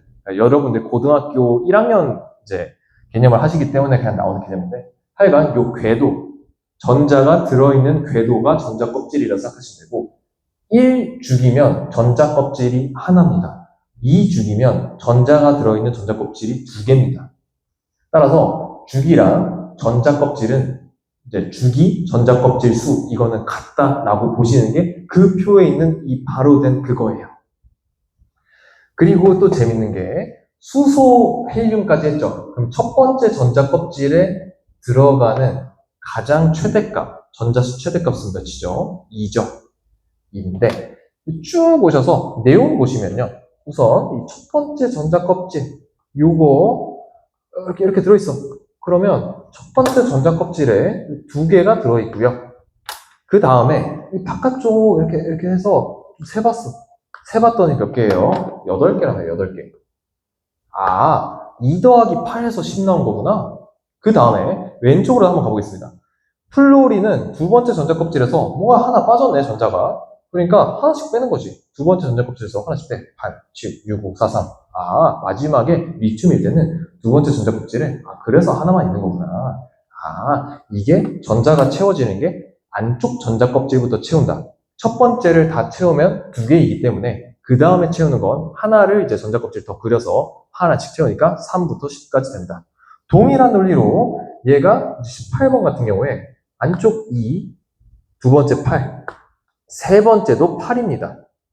그래서 2 더하기 8 더하기 8 하니까 18 나온 거고, 마찬가지로 왼쪽으로 또 거꾸로 가면은 17, 16에서 11 이렇게 나온 거고, 2주기 10번 네온으로부터 하나를 더 채우려고 봤더니 2주기는 이미 다 차 있으니까 하나를 더 그려서 하나를 딱 채웠더니 나트륨 이렇게 나오게 되는 거고, 쭉 채우면 아르곤이죠. 이 아래쪽에 여러분은 4주기 이렇게 한번 적어보시고요. 이 그림에는 이제 이 전자 모형이 없는데 여러분이 한번 그려보세요.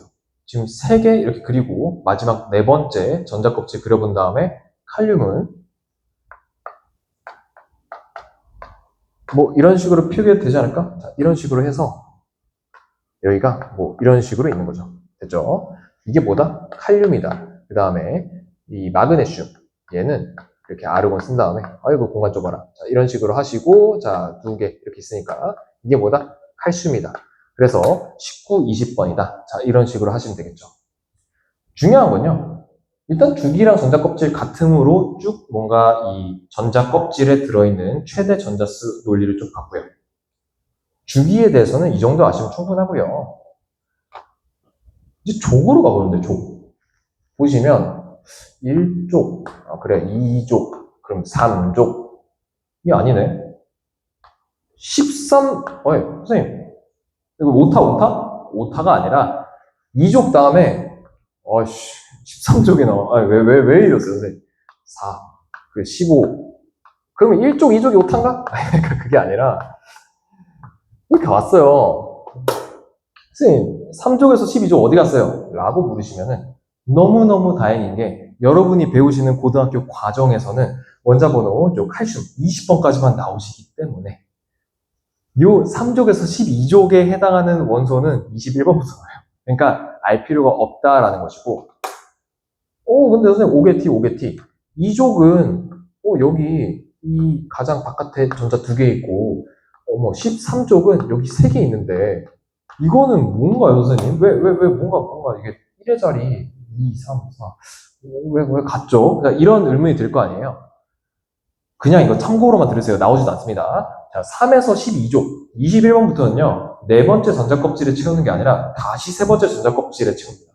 그러니까 여러분 교육과정이 아니라는 거예요. 그래서 네 번째 전자껍질이 아니라 세 번째부터 채우시고 그 세 번째를 다 채우시고 나면 그 다음에 네 번째로 오시는데 그 족이 마침 13족이었던 거예요. 그래서 2개 채운 다음에 그 다음에 하나를 더 채웠더니 3개야. 그러니까 뭔가 1의 자리랑 맞게 되었어. 그러니까 행운입니다. 행운. 그래서 요 1의 자리랑 이 가장 바깥에 있는 전자 수가 같아.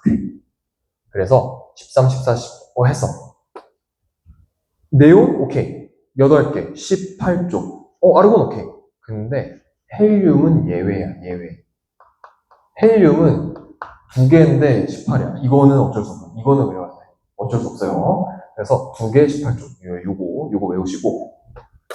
여러분 그 표에 보시면은 족이 있고 최외곽 전자수가 있고 원자가 전자수 뭐 이런 식으로 있거든요. 우선 족은 우리 봤어요. 족. 그 다음에 최외곽 전자수. 최외라는 게 가장 바깥에 있는 전자수. 아, 이거 센 거. 아, 그 족이 1의 자릿수 헬륨 제외. 아, 오케이. 원자가 전자수라는 건 뭐냐면요.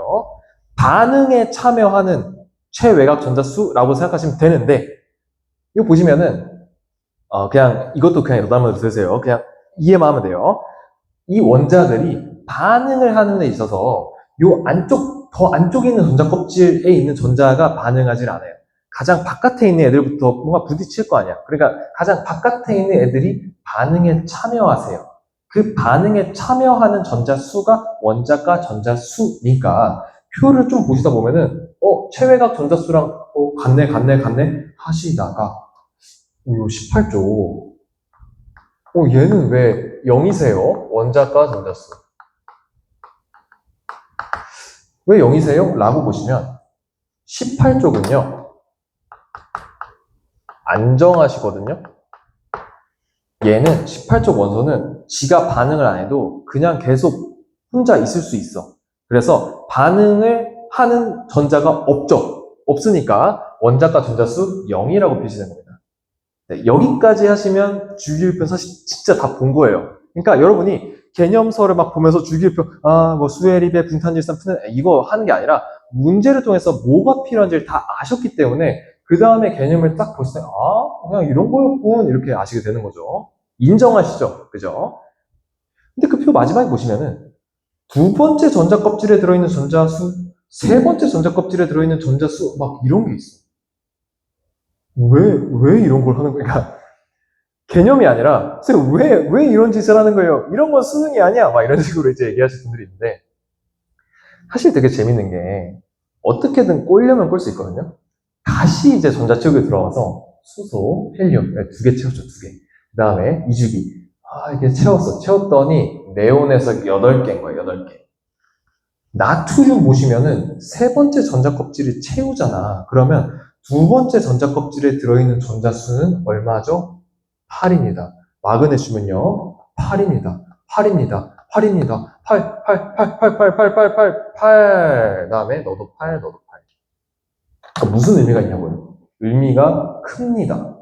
그러니까 여기까지 딥하게 가시는 분들은 그렇게 많이 없을 거라 생각하는데, 8이 반복됐다? 8이 뭔가 나온다? 네온부터 그 이후 주기까지라는 걸 의미하는 겁니다. 그러니까 그 의미 없는 숫자가 아니에요. AI를 개발하다 보면은 의미 없는 숫자 속에서도 의미를 찾아야 되는 순간이 옵니다. 그러니까 제가 이런 걸 하는 사람이기 때문에 여러분들한테 이런 것도 설명해 드릴 수 있는 거겠죠. 그 다음에 3주기에 그 세 번째 전자 껍질에 들어있는 전자수 이런 것도 있거든요. 걔는 2주기까지는 다빵이죠. 그러니까 다빵이고 3주기부터 시작해서 마지막 아르곤 8, 칼카 8, 8 이렇게 나오거든요. 그러니까 이것도 나올 수도 있다. 막 0이 반복된다? 이거는 1, 2주기일 수도 있겠다. 뭐 이런 생각 해보는 거지. 그래서 주기율표를 딥하게 본다라는 것은 단순히 그 주기율표에 있는 원소 이름을 외우는 정도가 아니라 실제로 그 궤도 각각을 다 뜯어가지고 그 궤도의 성질까지 학습을 하시는 게 굉장히 중요하다는 것이고 그거는 단순히 개념서를 읽는 게 아니라 문제에서 답답함을 느껴가면서 실제로 이게 진짜 필요했구나 라고 이해를 하시는 겁니다. 인정하시죠? 네, 그죠? 그래서 주기율표까지 봤습니다. 그 다음에는 이제 화학적 성질 해볼 거니까 이제 편하게 하시면 돼요. 이제 거의 다 끝났으니까. 화학적 성질입니다. 이거는 사실 제가 설명할 필요가 없어요. 그냥 보고 넘어가면 되는데. 자, 화학결합의 종류에는 세 가지가 있습니다. 자, 첫 번째, 금속결합, 이온결합, 공유결합, 있겠죠. 수능 특강에도 나와 있을 거고요. 자, 원리부터 알려드릴게요. 무슨 원리? 전기전도성이 일어나는 원리. 자, 금속 같은 경우에는 원래, 금속 이렇게 있다고 치면요. 네, 금속은 양전하를 띠거든요. 그 주변에 막 전자가 떠돌아 다닐 겁니다. 그래서 전자가 떠돌아 다니면 이 전자를 뭐라고 하냐면요. 이 자유전자라고 합니다. 뭐라고? 자유전자. 자유전자가 막 이동을 해. 이동하면 뭐가 일어난다? 전하의 이동이 일어나기 때문에 전류가 흐른다. 그게 전기전도성이라는 거고. 그래서 금속은 기체까지 가려면은 뭐 마그마야? 아니잖아. 그래서 고체, 액체이기 때문에 그냥 다 있으시다. 자, 이런 식으로 그냥 보시면 되는 거고. 금속은 그냥 금속 자체로 존재할 수 있습니다. 뭐 나트륨, 아니 뭐 마그네슘 그냥 혼자 존재할 수 있기 때문에 금속 원리 이렇게 써놨고요. 자, 두 번째, 자, 이온 결합 같은 경우에는요, 뭐가 일어나냐? 자, 이온 결합이라는 것 자체가 이제 금속이랑 이제 비금속이 결합을 하시게 되는 건데요. 금속은요, 이온 결합에서 양이온이 됩니다. 양이온. 자, 하얀색으로 써볼게요. 자, 금속은 어떻게 되냐? 양이온이 되시고요. 비금속은 전자를 금속으로부터 얻어가지고 음이온이 됩니다. 그러면 뭔가 뭐 이런 식으로 반복이 되는 구조가 일어나시게 되는데 여기서 전류가 흐를 만한 요소가 이온들이 직접 이동하는 수밖에 없어요. 얘는 자유전자가 없으시기 때문에.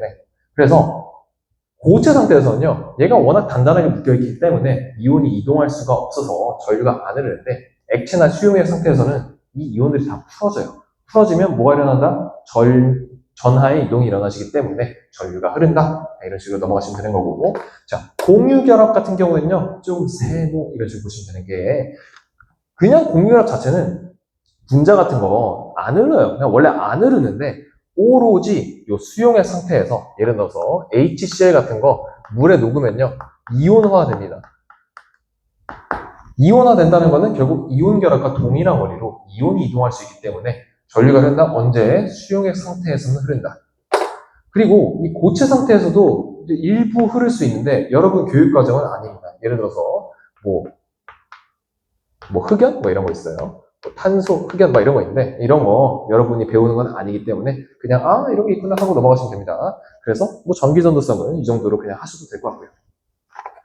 그 다음에 진짜 내신틱하니까 그냥 살짝만 이제 뒤에 붙여봤는데 자, 알칼리 할로젠 있습니다. 자, 알칼리 금속 같은 경우에는 그냥 1쪽 이렇게 쓰시고 할로젠은 17쪽 이렇게 쓰시고 자, 1쪽은 자, 그냥 빠르게 하는 거예요. 자, 리튬, 나트륨, 칼륨 2, 3, 4 고체 그죠? 그냥 보고 한번 외우시면 되는 거예요. 그러니까 내가 설명할 필요가 없잖아. 그러니까 이런 거 들으려고 여기 앉아있는 거 아니잖아요. 그러니까 이거 보고 선지에서 만약에 모르는 게 나와서 답답했지? 그러면 그냥 책 한번 봐.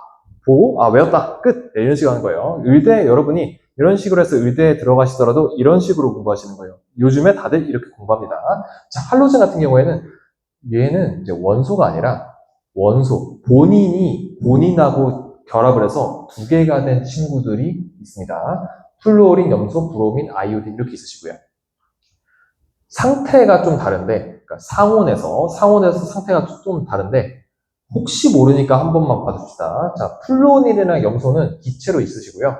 브로민은 액체고, 아이오딘은 고체다. 이 정도 상식으로만 알아두세요. 그 다음에 색깔이 정말 나올지 모르겠으나, 담황, 이거 분홍색인데, 뭔 담황이야, 씨. 그래서, 담황 황로 좀 선 넘은 것 같고요, 제가 생각했을 때.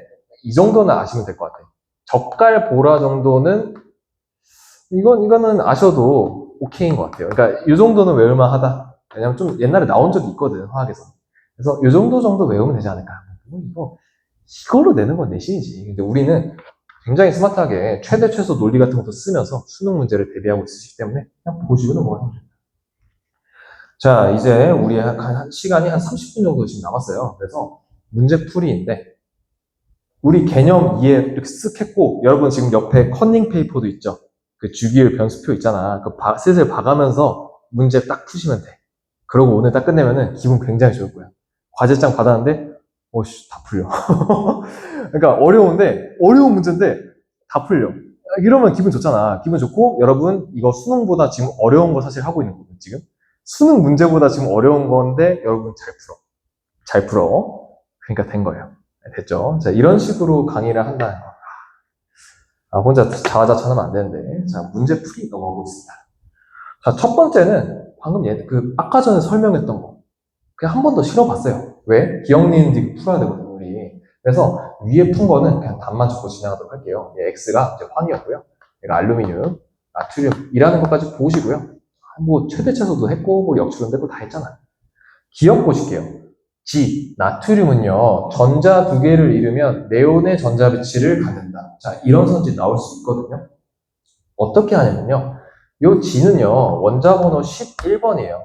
나트륨은 11번이라는 거 알았어. 왜 알았지? 그냥 외워도 알았겠지만, 네온이 10번. 왜 10번? 첫 번째 전자수 2, 그 다음에 8 해서 10이었는데, 채울 게 없으니 하나 더 해서 1 해서 11번 이런 거죠. 그래서 나트륨 11번이고요. 네온은 몇 번이지? 방금 했잖아. 10번. 그럼 몇 개 잃어야 될까? 한 개죠. 쉽죠? 그냥 이런 식으로 하는 거예요. 자, XO2는 공유결합 화합물이다 라고 하셨는데, X가 뭐예요? S. 제가 이온결합 물질은 금속 플러스 비금속 이렇게 했잖아요. 공유결합 화합물이다 라고 하면요. 그냥 요거 같이 필기해 두세요. 얘는 비금속 플러스 비금속입니다. 이건 그냥 법칙이에요. 고등학교에서는 그냥 법칙이고, 금속은 그냥 금속. 이온결합은 금속 플러스 비금속. 공유결합 화합물 또는 분자는 비금속 플러스 비금속이면은 그냥 공유결합 화합물이라고 하시면 됩니다.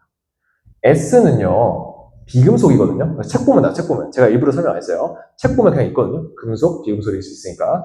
황은 비금속, 산소도 비금속이시기 때문에 그냥 바로 공유결합 화합물이다 이렇게 보시면 되죠. Y가 뭐야? 알루미늄과 산소가 결합하여 형성된, 말이 길다. 자, 액체 상태에서 전기전도성 이거 물어볼 때 못 따지냐고. 자, 알루미늄 금속이에요. 산소, 비금속이야. 그러면 자, 금 플러스 B죠. 금 플러스 B가 뭐예요? 이온결합. 이온결합은 액체 상태에서 어떻게 되죠? 전기전도성이 있습니다. 왜? 이온이 이동할 수 있기 때문에. 그래서 있다라고 보시는 게 맞죠. 그러니까 사실은 조금 다시 겸손해지세요. 겸손해지셔서 잘 풀었는데 여러분들한테는 기억, 니은, 디귿 선지도 푸셔야 돼요. 그러니까 되게 풀 게 많기 때문에 마지막까지 집중을 하셔야 되고, 애초에 윗단계에서 말려버리면 기니디 풀 때도 시간 걸리거든요. 여기서 한 20초 정도 쓸 거잖아. 근데 여기서 막 2분 30초 쓰고 있으면 그냥 날리겠다는 거예요. 그래서 요거 빠르게 해결하시고, 기억, 니은, 디귿은 요 개념서에 있는 그 개념 싹 이해하시면은 다 맞을 수 있다라는 것이죠. 자, 두 번째인데요. 자, 이제는 처음 보는 문제일 겁니다. 자, 여기서부터 AI가 만든 문제가 펼쳐집니다. 제가 선별한 전자배치 규칙에 따라서 2에서 4주기라고 했는데요. 원자 번호로 따지면 얼마죠? 3에서 4주기인데 여기서는 그냥 20번까지라고만 하겠습니다. 뭐 단조건에 있는데 여기서 표시를 안 했기 때문에. 그래서 3번부터 20번까지라고 하시면요. 양성자수 y가 x의 4배이다. 전자수 이만큼 크다. 원자과 전자수 3. 어떻게 해야 돼? 그러니까 나열 좋아. 나열 할 수 있지. 근데 4분 걸려, 4분. 나열 4분. 역추론 가능할까? 값을 몰라. 뭐 해야 돼? 우리 답을 알고 있어요. 자, 최대, 최소 논리 쓰셔야 됩니다. 계속 쓰인다니까, 오늘? 최대, 최소 논리? 그럼 어떻게 해야 될까? 3번부터 20번까지 이 변수 3개 중에 최대, 최소 논리를 타겟팅해서 한번 붙잡고 갈 만한 애를 한번 찾아봐야 되는데. 양성자수, y가 x의 4배. 4배면 좀 할만하겠다. 간격 좀 크니까. 전자수 이만큼, 이건 아니다. 3, 5, 4, 6, 이거 아닌 것 같아. 원자과 전자수 x가 g보다 3만큼, 몇부터 시작하지? 자, 0, 3, 1, 4, 아닌 것 같아. 이거 아닌 것 같아. 결과적으로, 타겟팅 누구 잡냐? 양성자수 잡는 거. 그래서 여러분들 과제장 푸실 때도, 이거는 쉽게 풀지. 과제장 푸실 때도 최대 최소 논리를 하신다라고 하면은 어떤 조건으로 타겟팅 할까를 고민해 보세요. 그런 정성적인 여러분들의 고민이 정량적으로 나열하는 사람들의 그 격차를 내는데 쓰이는 거거든요.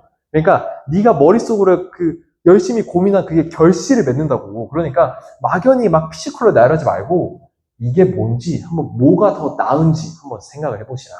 그래서 양성자수는 y가 x의 4배이다 이런 얘기 나왔거든요. 양성자수가 뭐지? 원자번호. 오케이. 최대 최소 논리 쓰는데 바로 나왔네. 원자번호 오케이. 가봅시다. 최대 최소 논리에 따라서 뭘 쓰냐? 양성자수 최소 뭐죠? 3. 왜? 3이니까 4배? 4배. 그러니까 x, y 이렇게 잡으셨을 때 4배면 12죠. 오케이. 일단 이거 되는지부터 한번 따져보자. 전자수는 y가 g보다 이만큼 크다. 원자과 전자수는 x가 g보다 3만큼 크다. 사실은 지금 시점에서 여러분들은 아직 개념을 방금 떼셨기 때문에 막 순차적으로 하셔도 돼요. 그러니까 그것도 좋은 필터링이니까 안정적인 필터링이긴 하죠. 근데 우리는 1분 안에 풀어야 되잖아. 그러니까 이 나머지 2개 중에서도 뭐가 더 나은지 좀 고민을 해보라니까. 그러니까 평소에 고민해봐야 시험장 딱 들어갔는데 하나, 둘, 짝 했는데 이렇게 보이는 거예요. 그래서 얘도 좋지만 얘부터 볼까? 원자과 전자수는 x가 g보다 3만큼 크다라고 했어요. 정성적인 고민을 해보는 거예요. 자, 요 3하고 12로 적으셨는데 여러분이 주기율표를 외우셨다면 이젠 바로 원소로 적어보실 수 있을 겁니다. 원자과 전자수가 x가 g보다 3만큼 크려면요. x의 원자과 전자수는 3 이상이어야 되죠. 근데 너는 1이야. 그러니까 안 돼. 마찬가지로 베릴륨. 저는 실제로 시험이라면 적진 않을 겁니다. 왜냐면 당연히 아닌 거 알 테니까. 베릴륨 아웃입니다. 왜? 원자과 전자수 2개니까. 그 다음에 붕소 나오거든요. 얘 원자과 전자수 3이에요. 그러니까 이제부터 좀 가능하겠다 싶은 거죠. 그때 이제 G를 적어서 3만큼 크니까 얘 원자과 전자수 0이겠네. 자, 이런 거 보시는 거고요. 얘 분소면요. y는 양성자수 y가 x의 4배잖아요. 얘 5번이거든요. 20번. 칼슘 이렇게 두시는 거고요. 이제 마지막에 전자수 y가 지보다 이만큼 크시기 때문에 18번 아르곤인데 이게 맞는지 따져보는 거지. 3만큼 크다? 얘 원자과 전자수 3이고요. 아르곤 빵이니까 아 정답이다. 이렇게 하는 거예요.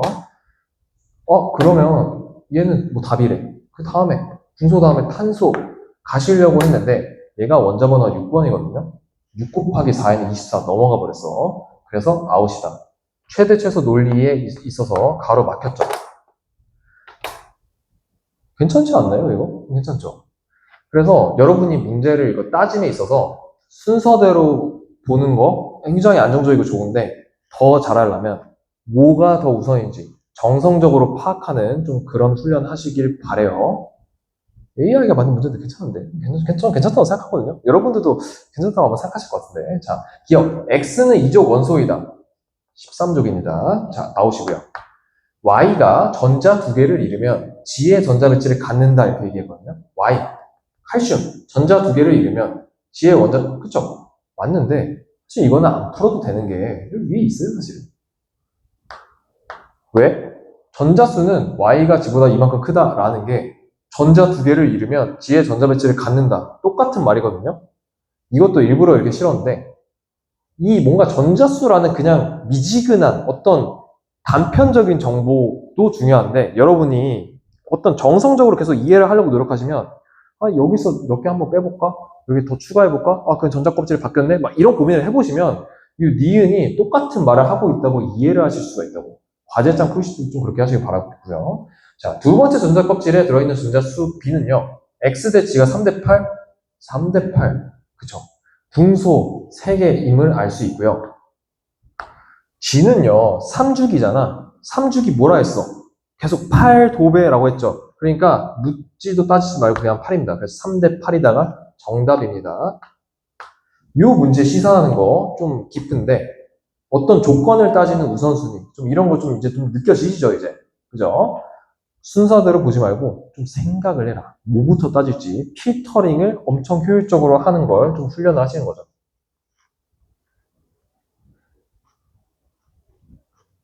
다음 문제 한번 가볼게요. 이 문제도 좀 시사하는 바가 많은데요. 그냥 만약에 모의고사에서 보셨다. 귀여운 니은. 찍자! 빵! 이거는 이렇게 하지 마시고, 문제를 풀 때 막연히 나열하지도 마시고, 만약에 나열하다 쳐봐. 네가 5번부터 20번 몇 개야? 20 빼기 5 더하기 1은 16. 16가지 나열한 다음에 양성자수 플러스, 그럼 너 이렇게 쓸래? 이응 더하기 치읓 이렇게 쓰고, 야, 원자까지, 얘도 근데, 얘도 이응이야. 얘도 이응이야. 막 이런 식으로. 헷갈리게 나열하시면은, 이거 16개죠? 행 2개죠?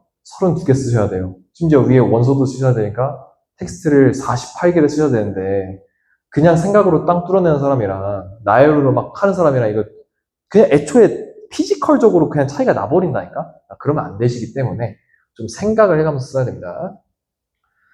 기억은 상대값이라 나와 있긴 하거든요. 보시면 8대 5대 8 막 이렇게 있어요. 얘 원자과 전자수잖아.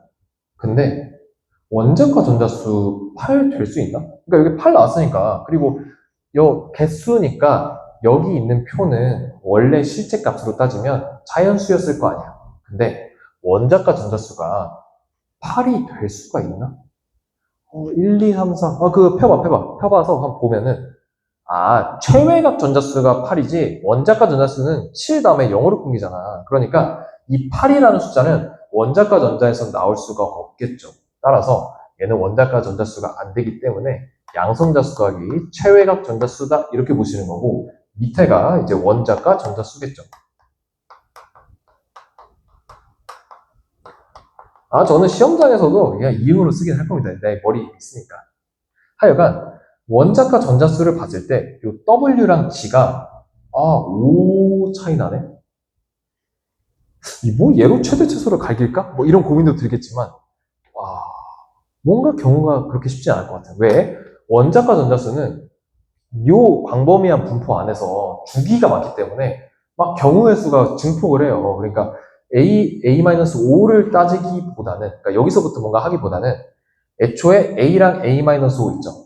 방금 봤던 막 분소할 때 원자과 전자수 3보다 크다 했으니까 3만큼 크다 했으니까 뭐 요쪽이 이제 뭐 3 이상이다 뭐 이런 거 했잖아요. 마찬가지로 A-5 있으니까 요 원자과 전자수가 5보다 크다라는 요것만 한번 갖고 들어가 보는 거죠. 이런 게 정성적으로 푸는 그런 느낌이고요. 요 양성자수 더하기 최애각 전자수 요거를 푸는 방법도 지금 여러분들 앉아 계신 여러분들도 여러 가지로 풀 수 있겠지만 사실은 나열을 하는 것도 꽤 좋은 방법이긴 합니다. 왜? W, X, Y 세 가지에 대한 비율 나와 있거든요. 이거 나열 한번 해서 세 개 쳐내는 거 나쁘진 않아요, 사실은. 근데 우리는 최대 최소 논리도 해봤잖아요.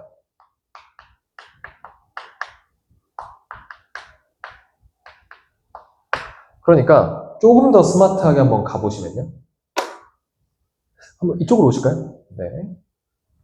원자번호 5번에서 20번까지에 대해서 방금 그래프적인 논리 우리 설명해봤잖아요. 그러니까 뭐라 쓰시냐면요. 양성자수 더하기 최애각 전자수의 경향을 보시는 겁니다. 저는 안 쓰겠지만 그냥 설명을 위해서 한번 말씀드려보면요. 여기 양성자수 더하기 최애각 전자수 보시면 분소 같은 경우에는 양성자수 5고 최애각 전자수 3이잖아요. 그러니까 8 이렇게 시작하실 거고요. 탄소는요. 양성자수 6에 최애각 전자수 몇이죠? 4니까 10 이렇게 될 거예요. 아무 생각 없이 하시는 분들은 여기서 오른쪽을 더 적어. 근데 여러분이 진짜 고수면은 경향을 보십니다. 양성자수는요. 오른쪽, 같은 주기에서 오른쪽으로 갈수록 플러스 1이 증가합니다. 최외각 전자수, 그냥 1부터 8까지 1씩 증가하시기 때문에 결국에 오른쪽으로 갈 때 플러스 2씩 증가한다는 사실을 알게 돼요. 이런 식으로 하시면은 원래부터 이렇게 그냥 다 쓰는 게 아니라 그냥 화살표 때려서요. 요거는 그냥 네온 이렇게 쓰셔도 되죠.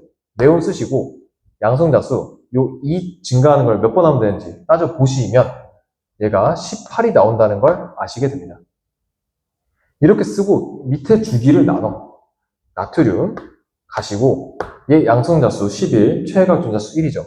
12 이렇게 가신 다음에 쭉 쓰시고 얘 마지막에 아르곤 있잖아요. 아르곤. 양성자수 18에 최애각 전자수 8이니까 26이라는 사실을 알게 됩니다. 그 다음에 보시면 이게 막 경향이 이 주기가 나눠지면 좀 뭔가 안 맞아. 그러니까 주기별로 작성을 하시고 통합과학에 나오는 요 변수들, 그 책에 있는 그 변수들은 같은 주기에 대해서는 꽤 경향성이 뚜렷하거든요. 그래서 이런 식으로 정리하시면 되고요. 요 20번까지니까요. 칼카 정도는 그냥 적읍시다. 양성자수 19에다가 최애각 전자수 1이니까 20 적고 자 22 적으시면 끝이 나겠죠. 그 다음에 보는 거예요. 8대 5대 8 이거 보시면 애초에 얘가 상대값이기 때문에 실제값이 뭔지 알아야 되잖아. 8이 2개야. 근데 이거를 보시면은 8이 2개가 나올 수 있는지를 검증할 수 있어요.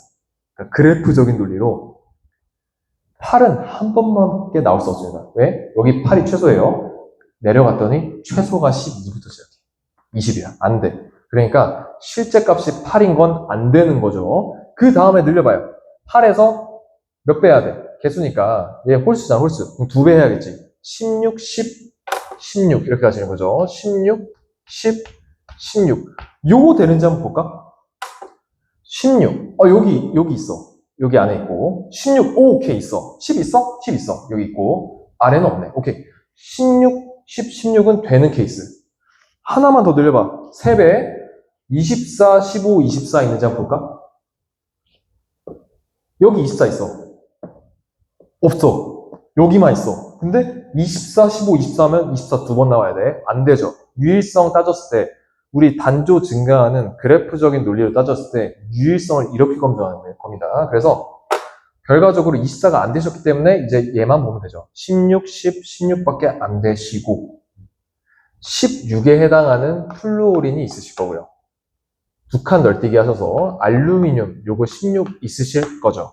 이런 식으로 보시는 거죠. 그래서 W랑 Y가 이제 플루오린 또는 알루미늄이라는 걸 아시는데 유일성은 여기서 나옵니다. 자, A가 5보다 크시기 때문에 알루미늄 원자관 전자수 3이죠.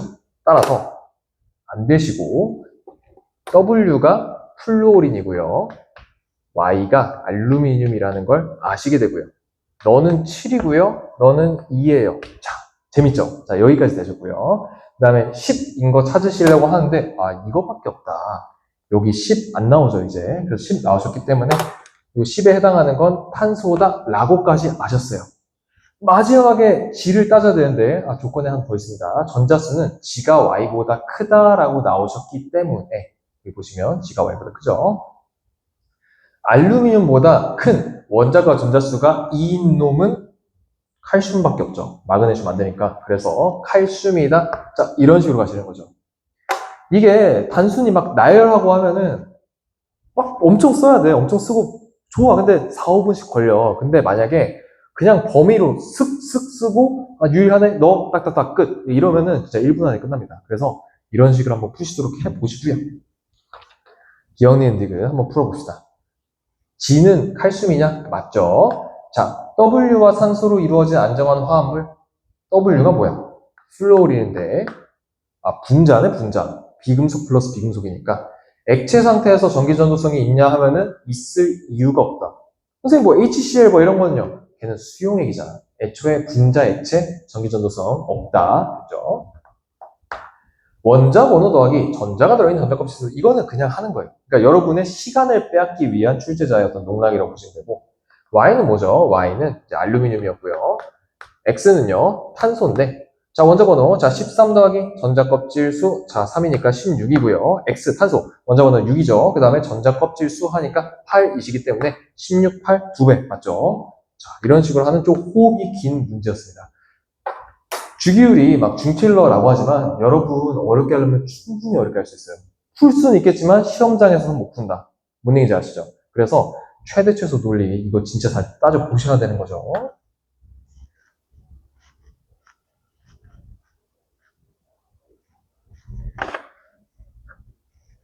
자, 오늘 마지막 문제입니다. 이것만 하고 이제 끝날 거고요. 마침 한 9분 정도 남으셨기 때문에 시간 딱 맞출 수 있을 것 같아요. 자, 전자배치 규칙에 따라서 2, 3주기 XYZ. 뭔가 좀 만만해. 방금까지는 20번까지 막 따졌는데, 이제 좀 만만한 것 같고. 전자가 들어있는 전자 껍질수 1보다 1만큼 크다. 그럼 뭐 2주기, 3주기인 거 알겠는데, 너무 브로드. 경우의 수가 너무 많죠. 자, 원자 번호 마이너스 두 번째, 저구가 3배. 그 다음에 주기 더하기, 뭐, 이렇게 내용생 낼 수 있다니까? 그러니까 이렇게까지 해봐야 돼. 4대 9이다 했는데, 선생님, 뭐부터 따질까요, 이건? 간격이 크니까 3배이라고 하셔도 오케이고 4대 9 어떤 거부터 할까요? 라고 물으셨을 때 저 같으면요 4대 9부터 해볼 겁니다. 왜? 요 3배는 막 3대 1이잖아요 사실은. 3대 1은 6대 2, 9대 3 막 가는데 이 원자 번호 범위가 이 3주기면 18번까지 할 수 있단 말이에요. 그러니까 뭔가 경우의 수가 많은 것 같은 느낌? 이런 게 좀 든단 말이지.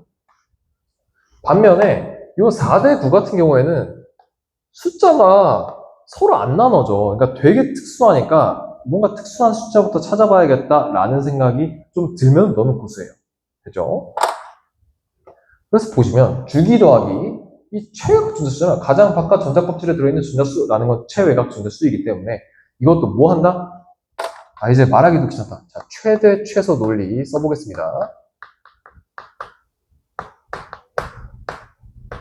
계속 쓰는 거예요. 최대 최소 논리. 자, 2주기부터 하는 거죠. 우리는 다 적지 않을 겁니다. 리튬부터 주기, 그 다음 최외각 전자수 3, 그 다음에 어떻게 화살표 이렇게 쓰시고 네온이죠. 주기는 2고 8이니까 10. 이거 내 원자 번호랑 똑같네. 뭐 이런 것도 머릿속에 담아두시고 그 다음에 나트륨 이렇게 쓰시고 주기 몇이야? 3 더하기 1은 4. 사실 그냥 더하기 1 아닐까? 그냥 주기만 드는 거니까 뭐 그런 생각이 드는 거죠. 그런 생각을 하셔야 되는 거죠. 그래서 11번 자 이렇게 써보시고요. 그렇게 놓고 봤을 때 이 4대 9래. 4대 9. 오케이. 4대 9가 여기도 4가 있을 수 있고 9가 한 여기도 있을 수 있고 여기도 있을 수 있네. 근데 요거 좀만 잘 따져보면 좀 될 수 있을 것 같은 좀 그런 느낌이 드는데요. 요 4번 같은 경우에는요, 제가 여기 이렇게 빨간 글씨 좀 파란색을 좀 써봅시다. 4번 같은 경우에는 얘는 베릴륨일 거고요.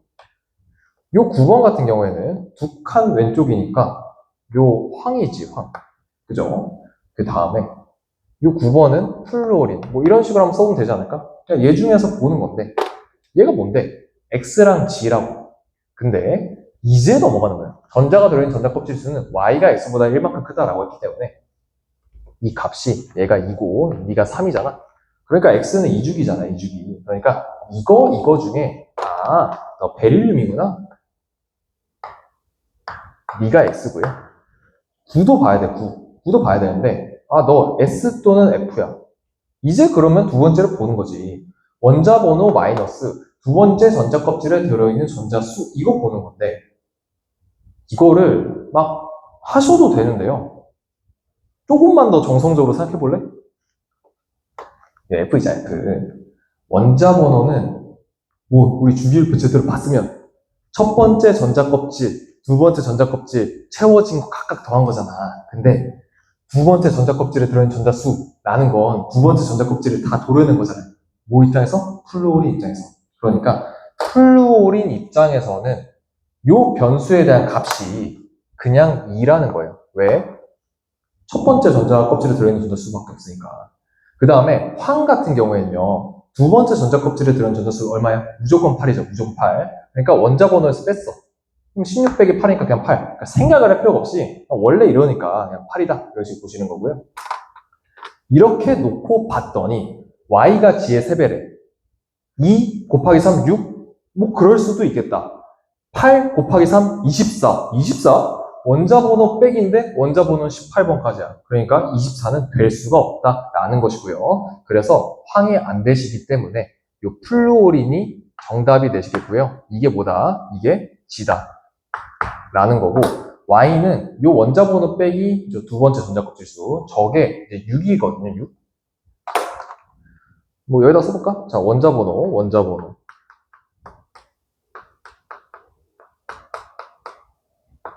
그냥 저는 이거 두 번째 이렇게 할게요. 두 번째. 자, 이게 6인데 이게 6인 게 뭘까? 우선 2주기를 고민했으면 넌 조금 더 공부하셔야 될 거고요. 왜? 2주기는 이거 빼면 무조건 2 나와야 돼. 그러니까 무조건 3주기죠. 무조건 3주기인데 3주기면 n 두 번째가 무조건 8이야. 따라서 원자 번호는 14고요. 14에 해당하는 그 친구는 SI 이렇게 되시. 그래서 SI 친구가 뭐다? Y다. 이렇게 보시면 끝나는 거예요. 기니디하고 끝낼까? 자, G는 3주기 원소이다. G는 2주기죠. 플루오린이니까. 양성자 수 빼기 원자가 전자 이거 여러분 시간 뺏으려고 하는 거 다 압니다. X와 G가 같다. X는 베릴륨이죠. 양성자 수 4 빼기 원자가 2죠. 그 다음에 G 플루오린인데 양성자 수 그래 2. 2. 근데 놓고 봤더니 얘도 좀 의미가 있는 것 같다. 왜? 양성자 수 뭐야? 원자 번호. 원자과 전자 수 뭐야? 사실은 2주기에서 두 번째 전자 껍질을 들은 전자 껍질 쓰거든요. 그러니까 계산을 하셔도 사실은 이미 여기까지 해서 잘한 거니까. 근데 정말로 생각이 있으면 그냥 이었네. 똑같은 얘기 하는 거였네. 바로 아실 수 있다. 자, 디귿 Y와 G로 이루어진 안정화 합물.